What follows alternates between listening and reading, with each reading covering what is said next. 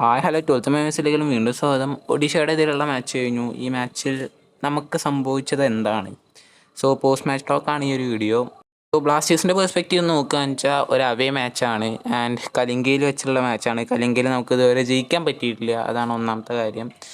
And ഈ ഒരു ഗെയിമിനെ കുറിച്ച് പറയുകയെന്ന് വെച്ചാൽ ഒറ്റ നോട്ടത്തിൽ ഈ ഗുഡ് ഗെയിം തന്നെ പറയാം.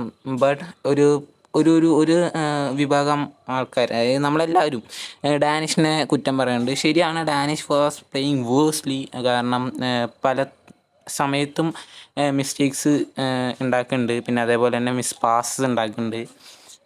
ബട്ട് ചില സമയത്ത് നല്ല റീച്ചുള്ളൊരു പ്ലെയറായിട്ടും ആക്ട് ചെയ്യുന്നുണ്ട്. എന്താണിത് ഡാനിഷ് എന്ന് നമുക്ക് ക്ലിയർ ആയിട്ട് മനസ്സിലാക്കാൻ പറ്റാത്ത സിറ്റുവേഷനാണ്. ആൻഡ് ബാക്കിയുള്ള പ്ലേയേഴ്സിൻ്റെ കാര്യം പറയാന്ന് വെച്ചാൽ നമുക്കൊന്നും പറയാനില്ല. They were playing good and nice. Issue പറഞ്ഞു കഴിഞ്ഞാൽ ഡാനിഷാണ്. എന്തിനാണ് പിന്നെയും ഡാനിഷിനെ ഫസ്റ്റ് 11 ഇറക്കണത്? വൈ ലേറ്റ് സബ്സ്റ്റിറ്റ്യൂഷൻ അബൌട്ട് ഡാനിഷിനെ എന്താ വേഗം സബ്സ്റ്റിറ്റ്യൂട്ട് ചെയ്യണ്? ആൻഡ് നമ്മുടെ ലൂണയുടെ റോളാണ് ഇപ്പോൾ ഡാനിഷിന് കൊടുത്തതെന്നാണ് തോന്നുന്നത്. കാരണം Danish is free flowing all over the ground. അങ്ങനെയാണ് എനിക്ക് തോന്നിയിട്ടുണ്ടായിരുന്നത്.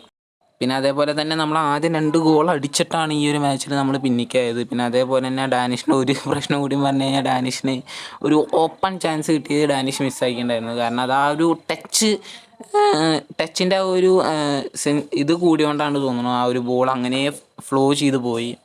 അപ്പോൾ അതായിരിക്കാം. But Danish is playing worsely. അടുത്ത മാച്ചിൽ ഫസ്റ്റ് 11 ഉണ്ടാവുമോ നമുക്ക് കാത്ത് തന്നെ ഇരിക്കാം. കാരണം അതിന് ഡിസർവിങ് ആയിട്ടുള്ള ഒരു പ്ലേയിങ് ഡാനിഷ് കാണിക്കണില്ല.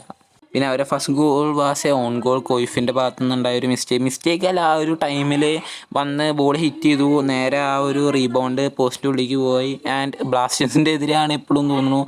വേറെ വല്ല ടീംസോ അല്ലെങ്കിൽ ബ്ലാസ്റ്റേഴ്സ് ഇത് ചെയ്യാന്ന് വെച്ചാൽ ബ്ലാസ്റ്റേഴ്സിന് ആ ഒരു ഗോൾ കിട്ടില്ല. കാരണം ഓൺ എയറിലായിരുന്നു ബോള്. റെഫറി അത് സ്പോട്ടിൽ കണ്ടുപിടിച്ചു ആൻഡ് ഇറ്റ്സ് ഗോൾ.